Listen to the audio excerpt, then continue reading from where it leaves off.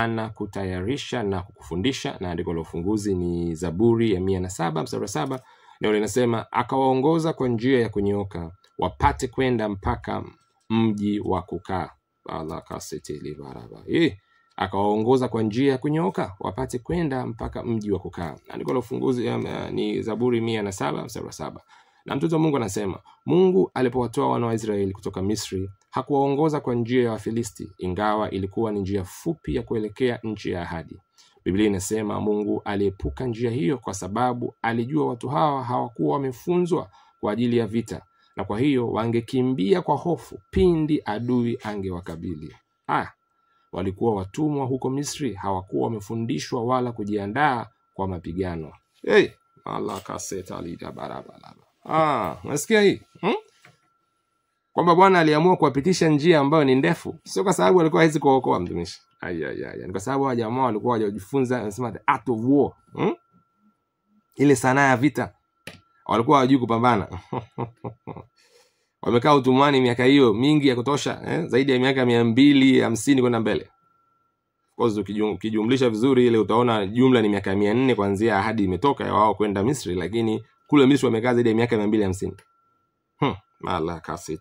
Sasa ukimtoa mtumwa namna hiyo ukamwambia aende aone vita ya bumper to bumper, haiwezekani. Kwa hiyo Bwana akasema asiwapitishe njia hiyo. Mtoto wa Mungu anasema kwa sababu hiyo Bwana aliwaongoza kupitia njia ndefu zaidi ya jangwa, kando kando ya bahari ya Shamu, ambapo walishuhudia ishara na maajabu yake na kushuhudia riziki zake.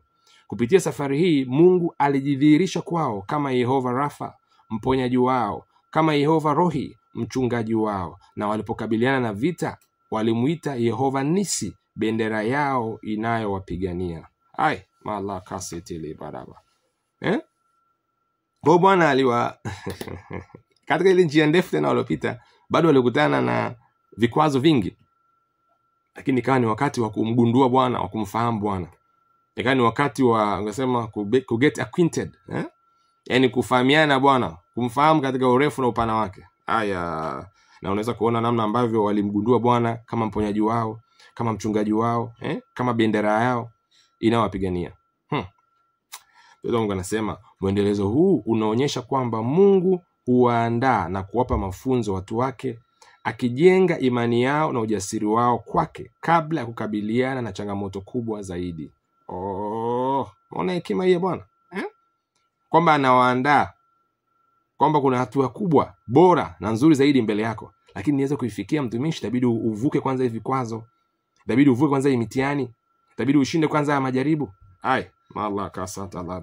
Mtoto wa Mungu anasema unaweza kujikuta unajiuliza kwa nini baadhi ya mambo yanatokea katika maisha yako.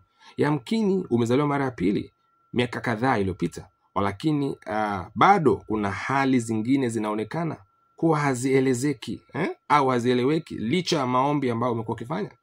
Mtoto wa Mungu anasema tulia na uamini mchakato wake. Yani tulia, amini mchakato wa Bwana. Tamka ninajifunza na kukua, niko njiani. Tukufu kwa Mungu. Yani kwa maneno mengine, mshukuru Bwana kwamba hii ni training for reigning. Yani ni unafundishwa ili uweze kutawala. Yani wewe ni yule mtoto ambaye ni mrithi katika ile nyumba, lakini sasa hivi upo katika training, upo katika mafunzo. Ni kama vile umeenda depo kama mjue hilo neno. Ili uwe train, ili ufundishwe vizuri. Malika city limandara bozira, ili uweze kutawala mtumishi. Soma katika maandiko kuna concept inaitwa adopted son, yani ni dhana inaitwa mtoto wa adoption sio inahitaji kwa Kiswahili. Yani mtoto ambaye sio kwako lakini umemchukua ukamlea ukamfanya kuwa kwako. Sasa ile process, ule mchakato, malaka satalabara, unamleta ili aweze kuwa na zile tabia zako, mwenendo wako, fikra yako. Hayo rahisi mtumishi. Kuna vitu vingi sana inabidi uvikunje, Waswahili wanasema mkunje samaki angali mbichi. Yani kuna vitu ambavyo inabidi uviondoe.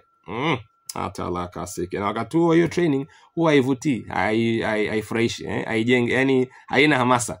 Lakini ukitoka baada ya hapo, umependeza, umekuwa tofauti. Dhahabu ikiingizwa kwenye moto inalia kweli. Inalia kweli. Kama mwenye kuchoma dhahabu utakuwa unafahamu ile neno unalozungumza. Lakini baada ya pale ikitoka inang'aa sana. Mtoto wa Mungu anasema, nakumbuka nilipofanya mkutano wangu wa kwanza wa injili nikiwa na umri wa miaka 15. Ai, mala kasa talaba. Umesikia hii? Mchungaji Kristi mkutano wake wa kwanza wa injili alikuwa na miaka 15. Nikuulize swali la uchokozi wewe ambaye unatusikiliza, kama ni mtumishi, ni mchungaji, mzee wa kanisa, kama ni mshirika pia kawaida, yoyote ambaye unatusikiliza. Wewe ukiwa na miaka 15 unakuwa unafanya nini?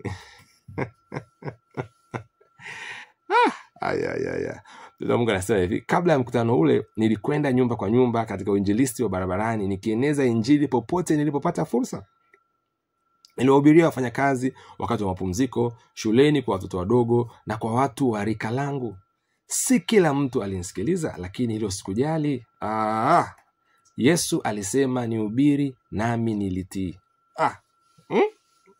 Umesikia hii mentality ya huyu mtumishi wa Mungu? Ana miaka 15 aenda kuhubiri, anasema yeye hakujali nani alikuwa anamsikia nani anamsikiliza. Yeye alifanya kile ambacho Bwana amemtuma. Vipi wewe kuhusiana na utumishi unaofanya pale mtaani, kijijini, ofisini, shuleni, popote? Wasipokusikiliza unachukia, unakasirika? Mtumishi, usichukie, usikasirike. Wewe stick to the cause. Yani kaa katika kile ambacho Bwana amekutuma. Malaka satalaba. Ndio Mungu anasema, ingawa nilishuhudia matokeo mazuri wakati huo, bado hayalingani na matokeo tunayoshuhudia leo kwa sababu nilihitaji kukua. Wakati huo Mungu hakukusanya watu 20,000 kwa mara moja ili niwahubirie, kwa sababu sikuwa tayari. Ili kufikia idadi hiyo kulihitajika mengi zaidi, na nililazimika kukua katika uwezo huo. Malaka sakadhulu baraba. Lakini leo ninahudumia mamilioni na mabilioni ya watu kwa wakati mmoja. Umesikia hii? Umesikia hii safari ya kipekee na tofauti? Kama mtoto wa Mungu alianza kuhubiri wakati huo, hakuwa watu 20,000 kusanyika mahali pamoja mtumishi. Alikuwa hajafikia uwezo, alikuwa hajakuwa kuweza kuhandle crowd ya namna hiyo mtumishi. Allah kasata la baraba. Lakini aliendelea kufanya kile ambacho Bwana alimtuma. Kwa kuna phase mbalimbali, kuna hatua mbalimbali katika utumishi na katika ule wito ambao Bwana amemwita. Na kwa wakati sahihi mtumishi, anasema ali break ile cocoon, yani alivunja lile gamba, kile kizuizi, lile ganda, akaenda hatua ya juu zaidi ya utukufu na ubora. Na sasa hivi mkutano mmoja tu kuna mabilioni ya watu ulimwenguni wanashiriki. Ndio Mungu anasema hivi, mara nyingi tunataka mambo yaende haraka, ama sivyo? Tunataka fast. Anasema ndio maana tunaunda magari na kompyuta zenye kasi zaidi. Hiyo ni kweli, tunataka kitu haraka haraka, faster. Lakini Mungu ni mzee wa siku. Balaka sokulu baraba. Unafahamu ile neno? Kwa Kiingereza anasema the ancient of days, brother. La barabu lobosira. Ni yule mzee wa siku. Anafanya kazi kulingana na mifumo yake ya kiungu, kulingana na majira yake na kusudi lake, akitutayarisha kwa yale yaliyo mbele.